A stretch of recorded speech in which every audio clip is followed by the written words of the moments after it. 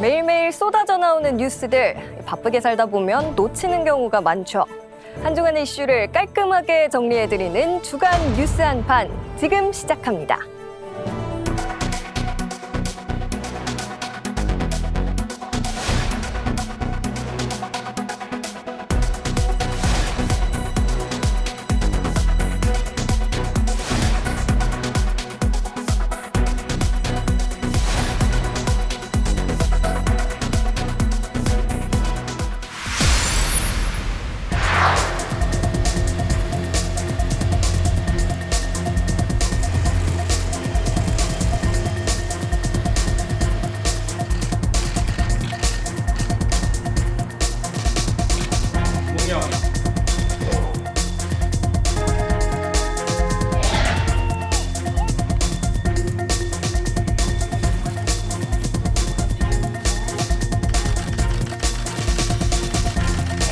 새로운 미래를 향해 한층 더 깊어진 양국 간 협력을 추진해 나갈 것입니다.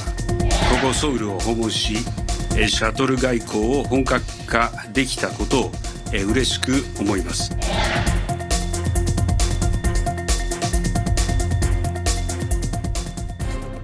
네, 1박 2일 일정으로 지난 7일 우리나라를 찾은 기시다 후미오 일본 총리가 실무 방문을 마치고 8일 월요일 일본으로 돌아갔습니다.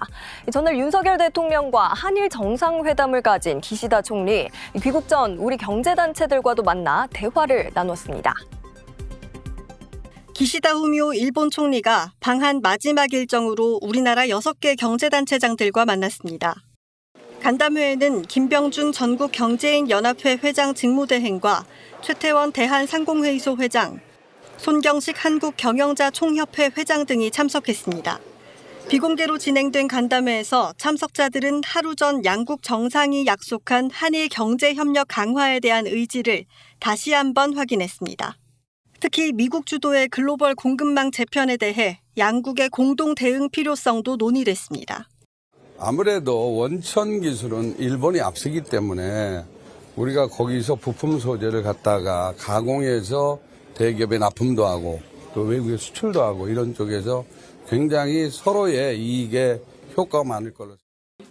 양국 정상이 밝힌 한일 미래 파트너십 기금 운영 방안도 조만간 윤곽이 드러날 것으로 보입니다.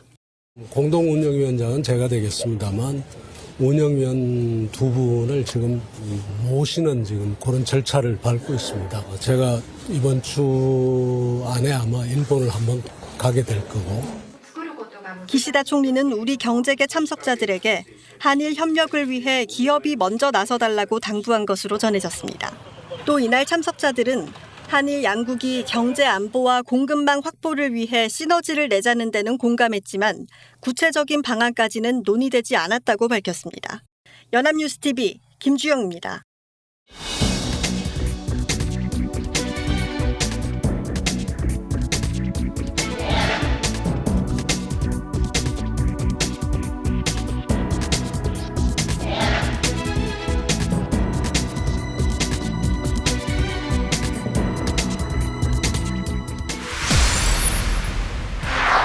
한일 정상이 후쿠시마 오염수에 대한 우리 전문가의 현지 시찰에 합의했죠.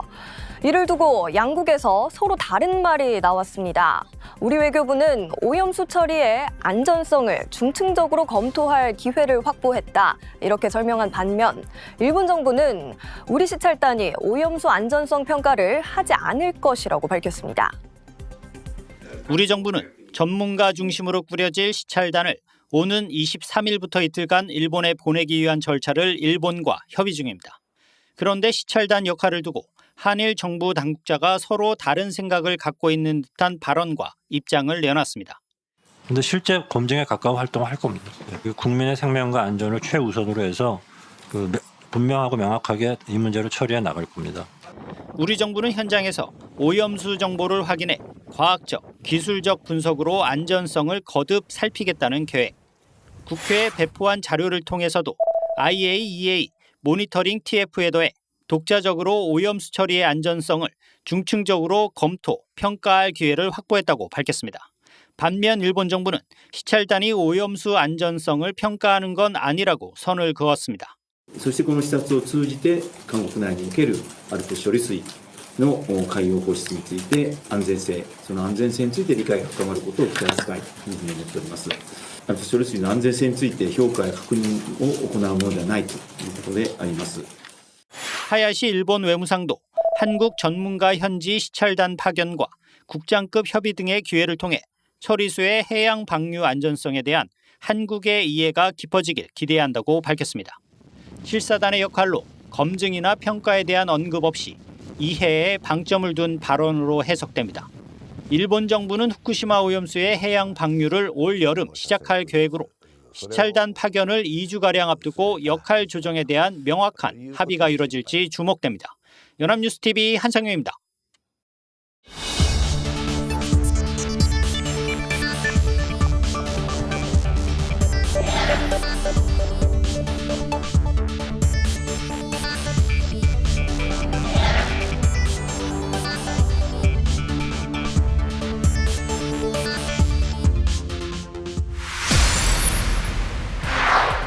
수요일 윤석열 대통령이 취임 1주년을 맞았습니다. 윤 대통령은 지난 1년이 잘못된 국정을 바로잡는 과정이었다며 2년 차엔 민생과 경제에 주안점을 두겠다고 밝혔습니다. 국무위원들과 함께 현충원도 참배했는데요. 별도의 기자회견은 없었지만 기자실을 찾아 언론의 역할을 당부했습니다. 취임 1주년을 맞은 윤 대통령은 국무위원, 국민의힘 지도부 등 46명과 함께 국립현충원을 참배했습니다. 방명록에는 자유와 혁신의 나라, 세계 평화와 번영에 기여하는 나라를 만들겠다고 적었습니다. 참배한 인사들과 잔치국수 오찬을 함께한 윤 대통령은 지난 1년이 잘못된 국정을 큰 틀에서 바로잡는 시간이었다고 말했습니다. 또 지난 대선 민심이 불공정과 비상식을 바로잡으라는 것이었다며 문재인 정부를 겨냥한 듯 북한의 선의에 기대는 안보, 반시장적, 비정상적 정책이 대표적이라고 말했습니다. 그러면서 2년차 국정은 경제와 민생 위기를 살피는데 주안점을 두겠다며 외교의 중심도 경제에 두고 복합 위기를 수출로 돌파하자고 밝혔습니다.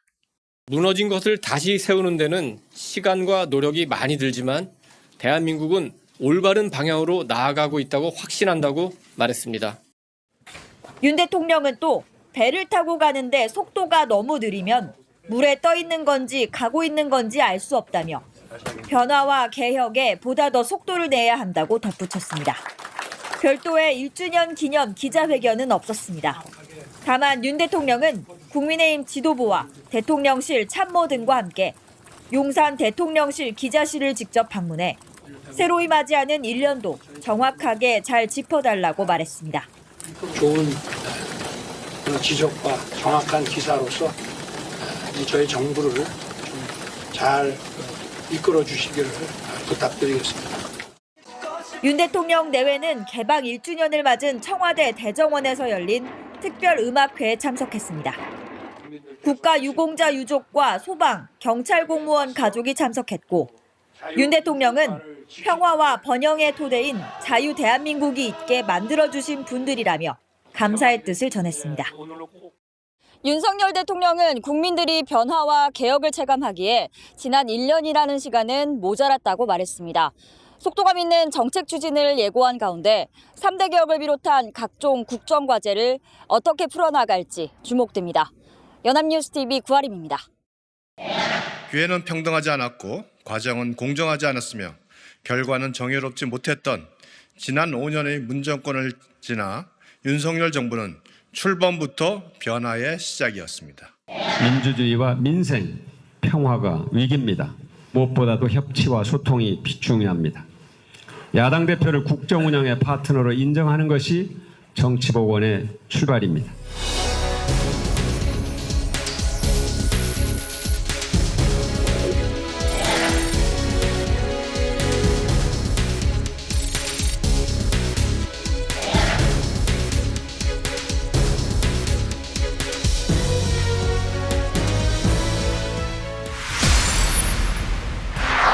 네, 11일 목요일 정부가 코로나19 방역 완화 조치를 발표했습니다. 코로나19 위기 단계를 하향 조정하고 확진자 격리 의무와 의원, 약국에서의 마스크 착용 의무를 권고로 전환하겠다는 건데요. 2020년 1월 20일 국내 첫 환자 발생 이후 3년 4개월여 만에 팬데믹의 끝을 마주하게 됐습니다. 코로나19 위기 단계가 다음 달 1일부터 심각에서 경계로 하향 조정됩니다. 이제는 국제적 비상사태에서 벗어나 장기적인 관리 단계로 전환할 준비가 되었음을 의미합니다. 이에 따라 확진자에 대한 7일 격리 의무는 없어지고 대신 5일 격리가 권장됩니다. 마스크 착용 의무 역시 병원급 이상 의료기관과 입소형 감염 취약시설을 빼고는 모두 해제됩니다.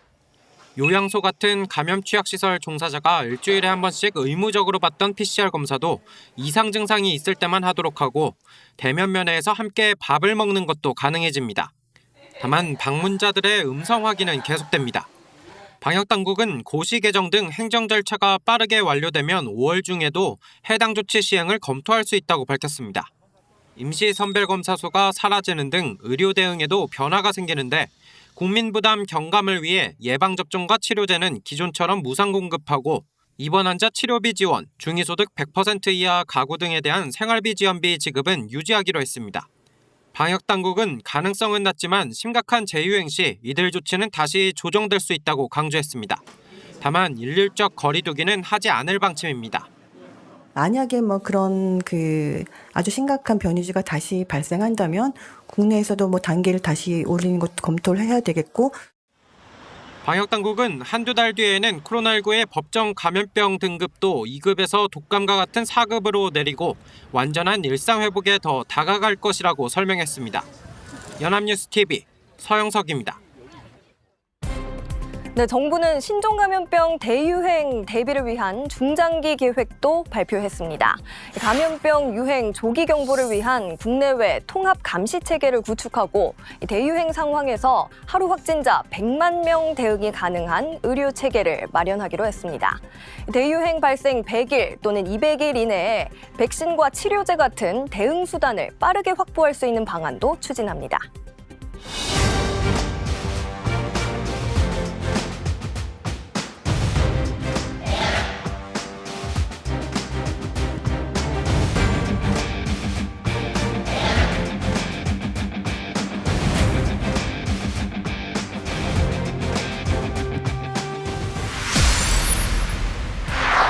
(12일) 금요일 한국전력이 누적된 적자난을 해소할 자구책을 발표했습니다. 자구안에는 비핵심 자산 매각, 임직원 임금 동결 등을 통해 25조 원 이상을 아끼겠다는 내용이 담겼는데요. 한편 정부와 여당은 다음 주 초 전기요금 인상 절차를 밟을 방침입니다. 지난해 32조 원이 넘는 적자에 이어 올 1분기에도 6조 원이 넘는 적자를 낸 한전이 25조 7천억 원 규모의 자구책을 발표했습니다. 한전이 내놓은 자구책에는 자산 매각과 임금 동결, 인력 효율화 방안 등이 담겼습니다. 특히 자산 매각과 관련해서는 매각 가능한 모든 부동산을 매각한다는 원칙을 세웠습니다. 한전은 이 서울 여의도에 있는 남서울본부 건물을 포함해 알짜 부동산부터 정리하겠다는 계획입니다. 강남의 핵심 교통 요충지에 위치한 서초구 한전 아트센터 등 10개 사옥은 임대에 나섭니다. 234개의 지역사업소를 주요 거점 도시 위주로 재편해 조직 구조 조정에 나서고 모바일 디지털 기반 서비스 제공 등을 통해 인력 효율화 단계도 밟습니다. 또 한전 차장급 이상은 임금 인상분의 절반을, 한전과 그룹사 부장급 이상은 임금 인상분 전체를 반납합니다. 정승일 한전 사장은 전기요금과 관련해 국민 여러분께 부담을 드리고 있는 것에 대해 매우 송구스럽게 생각한다는 입장문을 내고 사의를 표명했습니다. 정 사장의 임기는 1년 정도 남았지만 최근 여권에서는 경영난에 대한 책임을 물으며 사퇴를 거세게 압박해왔습니다. 한편 한국가스공사도 15조 4천억 원 규모의 자구안을 발표했습니다. 부장급 이상 임직원의 임금 인상분을 모두 반납하고 국내 가스 수급에 영향이 없는 사업비 1조 4천억 원 집행을 미룬다는 내용이 담겼습니다. 당정은 이번 한전과 가스공사의 자구책을 살펴본 뒤 다음 주 초 전기 가스요금 인상안을 발표할 예정입니다. 연합뉴스TV 김주영입니다.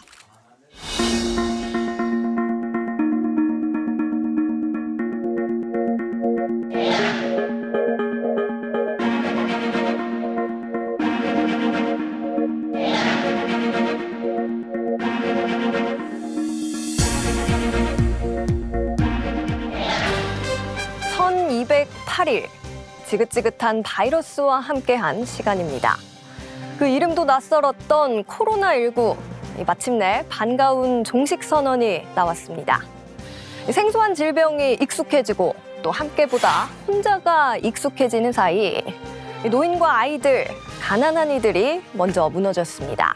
누군가는 직업을 잃었고 누군가는 돌봄과 교육의 기회를 박탈당했으며 또 누군가는 목숨을, 사랑하는 가족을 잃었습니다.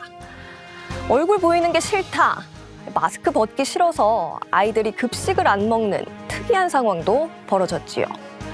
역병이 닥쳤을 때 사람의 본 모습이 드러난다고 합니다. 돌이켜보면 코로나라는 역병은 우리가 애써 외면해왔던 불편한 진실들을 마주하게 했는지도 모르겠습니다. 한편으론 앞으로 메워나갈 게 많다는 뜻이겠지요. 코로나 종식 끝이 아닌 새로운 시작인 이유입니다. 저희는 다음 주 토요일에도 깔끔한 정리로 찾아오겠습니다. 지금까지 주간 뉴스 한판이었습니다.